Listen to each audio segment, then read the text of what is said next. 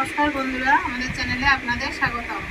আজকে আমি তৈরি করব আম পোড়া শরবতের জন্য। আমি এই এই মাঝারি সাইজের একটা আম নিয়ে নিয়েছি। আমার এখানে আম পোড়া শরবত আমি তৈরি করবো 2 গ্লাস, তাই আমি এরকম একটা আম নিয়েছি। আপনারা যদি বেশি করতে চান তাহলে এর থেকে বড় বা দুটো আম নিতে পারেন। খুব গরম পড়েছে, এই গরমে আম পোড়া শরবতটা খেতে খুব ভালো লাগে। তার জন্য আমি আজকে কীভাবে আম পোড়া শরবত করি আপনারা সম্পূর্ণ ভিডিওটা দেখবেন। আর আপনারা বাড়িতে করেন কি না কমেন্ট করে জানাবেন। জল নিয়েছি, নিয়ে আমটিকে ভালো করে ধুয়ে নিচ্ছি। এবার এর গায়ে হালকা হালকা করে একটু কেটে নেব। তার পোড়াতে গেলে যে কোনো জিনিস একটু কেটে দিলে জিনিসটা ফাটার কোনো ভয় থাকে না। আমি ঠিক এইভাবে 4টে দাগ দিয়ে দিয়েছি। এখন আমি গ্যাস জেলে এটা গ্যাসেই পোড়াবো। আপনারা হয়তো উনান থাকলে উনানে পোড়াতে পারেন, কিন্তু গ্যাসে কীভাবে পুড়িয়ে আমের শরবত করা যায় আমি আজকে সেটাই দেখাবো। আমি আমটা পোড়ানোর জন্যে এই যে এরকম ভাতের হাঁড়ি রাখার জন্য যে এই জালিগুলি, এরকম একটা জালি ব্যবহার করছি। আপনারা যদি জালি না থাকে তাহলে লোহার শিকের পরে বসিয়ে দিয়েও পোড়াতে পারেন। আমি জালিটা দিয়ে তার উপরে এই আমটা দিয়ে দিচ্ছি। উল্টে পাল্টে আমি আমটাকে পুড়িয়ে নেব।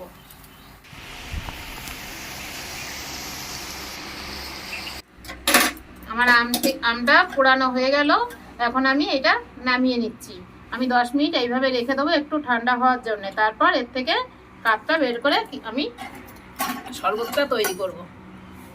আমি আমটাই 10 মিনিটের জন্য রেখে দিয়েছিলাম, এখন ভালোই ঠান্ডা হয়ে গেছে। আমি এর থেকে এখন কাপটা বের করে নেব। এর জন্য আমি আমের 2 সাইডে আমি বটিতে কেটে নিচ্ছি। যেভাবে কেটে নিচ্ছি দেখেন সুন্দর বেরিয়ে গেল, পোড়া হয়ে গেছে সুন্দর। সহজে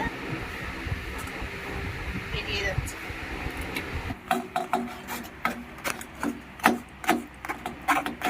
দেখেন এই যে আমটা আমি পুরো আঠিটা পরিষ্কার হয়ে গেল। এই যে এইভাবে ছাঁকনি দিয়ে আমটাকে আমি বের করে নিলাম। পুরো আমটাই সুন্দরভাবে পেস্ট হয়ে গেছে। আমি এখানে শরবতে দেওয়ার জন্য 2টো লঙ্কা হালকা করে পুড়িয়ে নিচ্ছি আগুনে। পোড়ানো হয়ে গেল। এবার আমি কয়েকটা পুদিনা পাতা নিয়েছি। পুদিনা পাতাটা একটু থেতো করে নেব। আপনাদের যদি পুদিনা পাতা না থাকে না দিলেও হবে, আমার কাছে ছিল তাই আমি পুদিনা পাতাটা এর মধ্যে দিয়ে দেবো। পুদিনা পাতা দিলে এর স্বাদটা একটু ভালো হয়। আমি এখন শরবতটা করার জন্যে গ্লাসের মধ্যে যে আমের কাপটা করেছিলাম এই কাপটাই 1 চামচ করে একটা গ্লাসে 1 চামচ করে দিয়ে দিচ্ছি।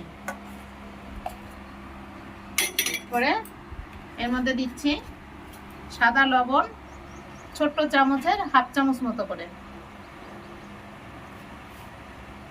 1/2 চামচ। আর দিচ্ছি 1/2 চামচ চাট মশলা। আর এখানে আর দিয়ে দেবো বিট লবণ, 1/2 চামচ করে বিট লবণ দিচ্ছি। জিরের গুঁড়ি 1/2 চামচ।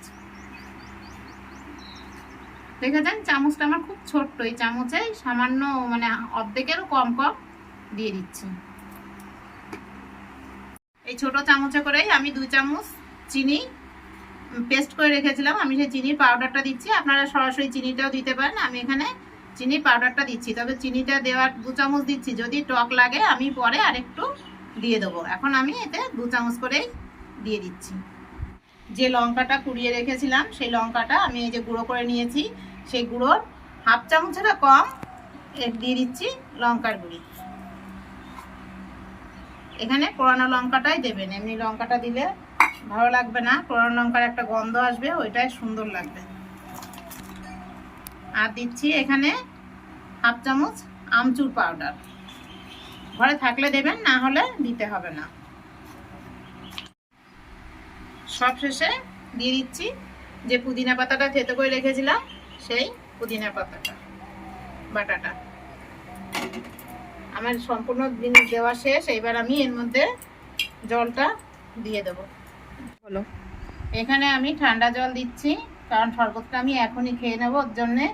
আর যদি আপনারা পরে খান তাহলে এইভাবে শরবতটা তৈরি করে 1/2 ঘন্টার জন্য ফ্রিজে রেখে দিলে সুন্দর ঠান্ডা হয়ে যাবে।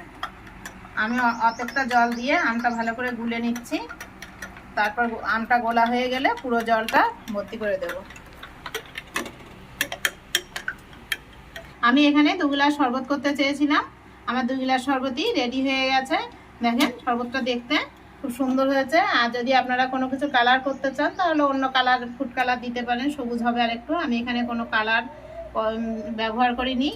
যদি আমার ভিডিওটা আপনাদের ভালো লাগে তাহলে ভিডিওয়ে একটা লাইক দিয়ে দেবেন। ভিডিওটা নতুন ভিডিও দেখার জন্য আমার চ্যানেলটাকে সাবস্ক্রাইব করবেন।